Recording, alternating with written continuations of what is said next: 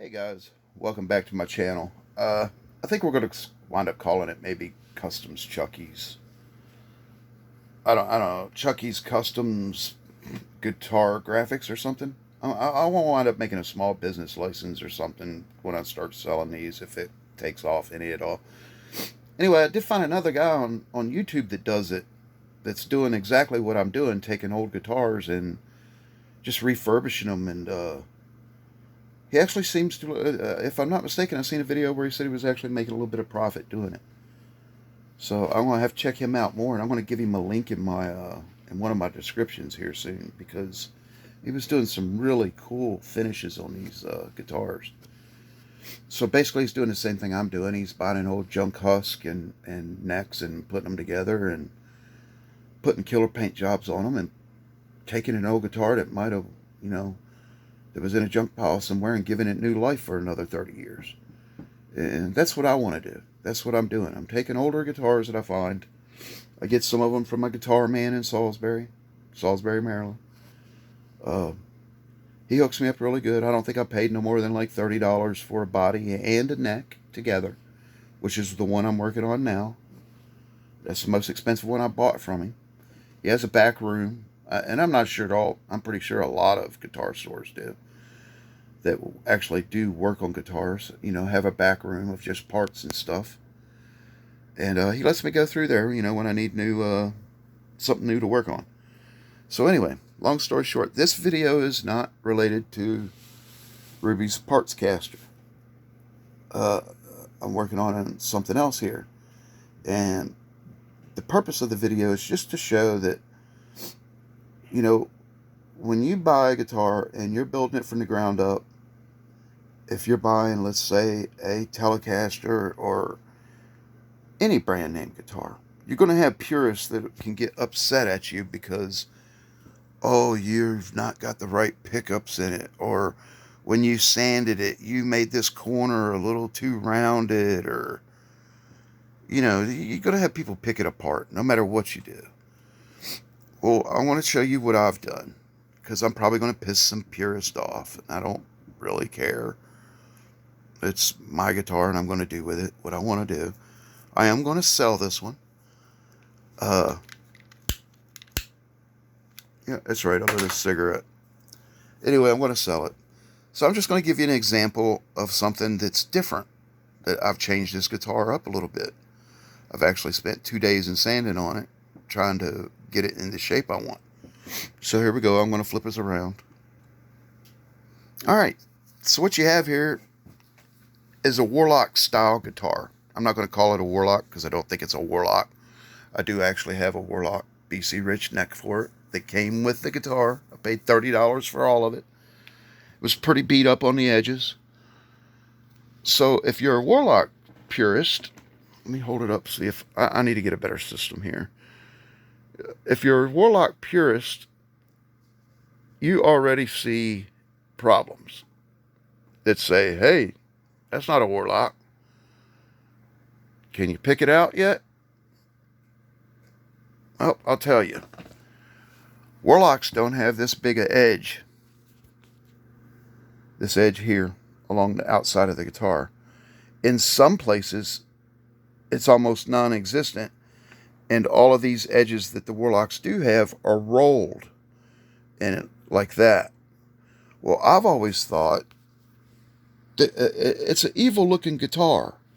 I mean, it's the epitome of a rock-looking guitar, and it's evil-looking. But when you round over them edges like that, it takes away, in my mind, it takes away from the sinister look of it. So if you were to take a picture of a Warlock guitar and hold it next to this one, you're going to see big differences in the way I sanded and shaped it. I've spent 2 days with Bondo fixing. As you can see how much Bondo I had to put in that corner, because somebody, when they built it or when they repainted it black, look how much of the corners they took off of this thing. Everything was rounded. Some of these aren't completed. I'm just doing the final touches. Every corner was rounded. These were rounded. These were rounded.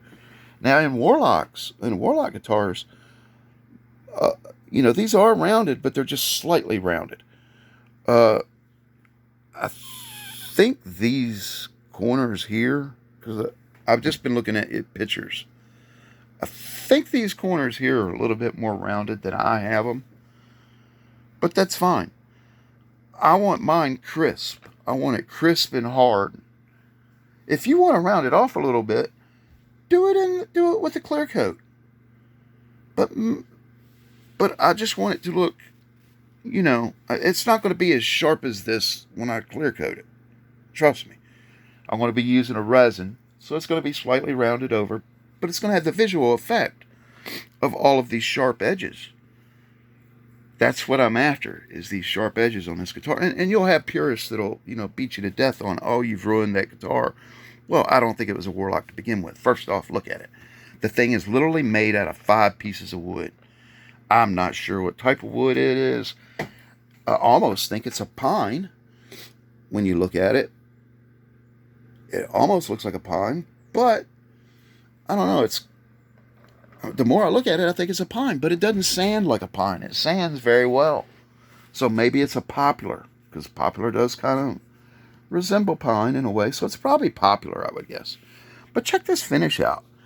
You would think this piece right here on top is a piece of laminate wood on top, right? Wrong. Look at it close.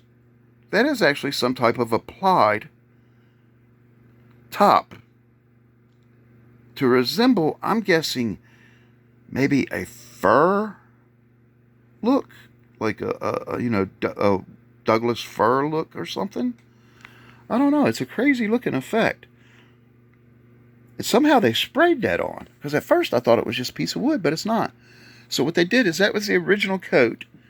This yellow that you see next to this black was what they trimmed the edges in. It was kind of a off-white, like something you would see on a 50s or 60s looking guitar or something like that, that's been yellowed after years and years.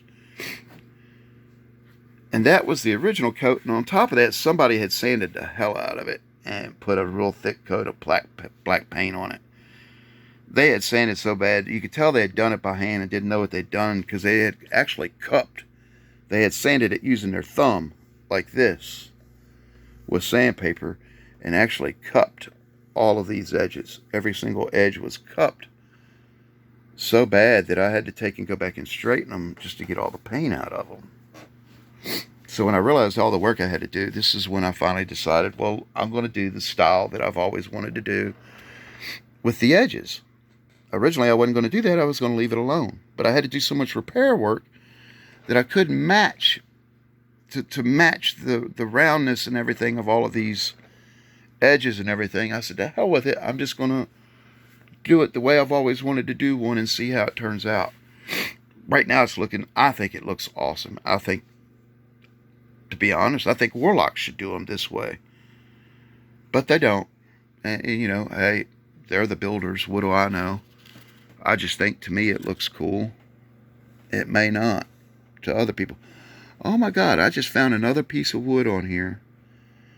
Now look at this. This is crazy.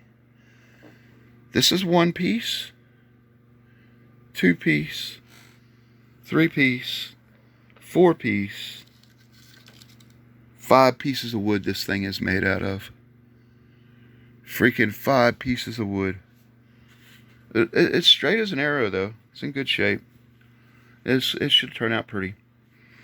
It's getting painted. This was, if you're wondering what the green paint is on there, you said it was black. Why is it painted green? Well, I was going to have to fix some stuff. And I'm eventually going to paint this guitar a green color. So I painted a green acrylic on here, just to hunt down the issues with the guitar. Kind of like a base coat. That way I could go through it and really look and see my angles and see how bad stuff was messed up. So anyway, enough of this guitar.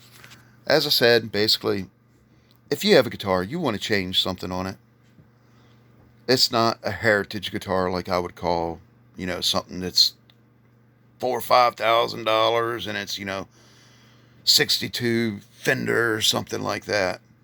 As long as it's, just a cheap guitar that's not really worth a bunch, $30, $40, do what the hell you want to it. Who cares what anybody says? You're making it for yourself, even if you're making it to sell it. If you have an idea to carve something different on the thing, try it out. Who knows? It might become a fad. People might like it. Go, oh wow, that does kind of like the handle on the one guitar. Whose guitar is that? I want to say Steve Vai, but I don't think it's Steve Vai. I forget whose guitar it is. The one that built the handle in the guitar. Everybody said, "What the hell would you do that for?" And then everybody started buying it, and everybody was like, "The handle was the smartest fucking thing they did on the guitar." Who would have thought? Put a handle on a guitar. It looks like crap, you would think, and it actually don't. And it's sensible. I want one of them guitars. I'm going to build me one eventually, or I'm going to buy me one. Just because I think it's cool as shit. It's got a handle in it, and you can carry it like a briefcase. It's cool as shit. Anyway, like I was saying, just, if you want to carve something in a guitar, just carve the damn thing. Screw what anybody else says. It's your guitar. You paid for it. Don't let anybody tell you what you can do with it. Quick update on Ruby's guitar. I've got about 45 minutes of polishing left, and I'm just waiting on a neck, and we're going to put that sucker together. We're going to hear it sing, and I pray to God it looks good. But anyway, all the video was just say hi, give you a little heads up on what's happening with Ruby's guitar, why I haven't published nothing, and show you this little next project I'm working on. This one's going to be a little bit funny when it's done. This is going to be a lime green Hello Kitty guitar. I'm going to bastardize this thing all to hell. Somebody's either going to hate it or they're going to love it. I'm going to put a Hello Kitty on it. And it's going to be lime green. Oh, I love pissing purists off. But alright, I'm going to get off here. Just thought I'd give y'all a little update. No, I haven't gave up on the channel. Just who the fuck wants to sit there and watch me saying something and explain why I'm saying it? There's a million videos out there to tell you how to do it. One of these days I'll get set up and I'll actually do that. But I don't have it set up. I'm sitting here filming with a phone, so I don't have a lot of money. That's the main problem. But maybe one day I'll set up a Patreon and somebody will donate $1 or something. Okay. Y'all guys have a good one. Peace out. Teach a kid to play guitar.